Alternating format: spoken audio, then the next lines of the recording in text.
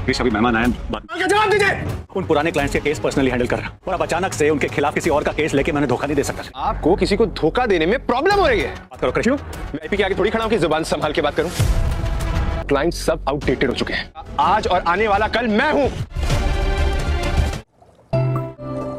Serial ये रिश्ता क्या कहलाता है, आने वाले एपिसोड होने वाले हैं ज़बरदस्त धमाकेदार। जी हाँ दोस्तों, आने वाले एपिसोड में आप देखेंगे क्रिश अपने बाप के साथ बहुत बदतमीजी करता है सब मेहमानों के सामने। जी हाँ दोस्तों, जब सारे मेहमान मौजूद होते हैं, दादी साहब भी मौजूद होती है, तो क्रिश अपने बाप को कहता है कि आप बिल्कुल बीते हुए कल बन चुके हैं, आने वाला कल मैं इस शाम का हूँ। और आप कह रहे हैं किसी को मैं धोखा न दूं, आपकी फितरत में धोखा देना है, तो अब किसी को धोखा देने में आपको प्रॉब्लम हो रही है। तो क्रिश के बाप कहता है वो मेरे पुराने क्लाइंट है, मैं उससे धोखा नहीं दे सकता।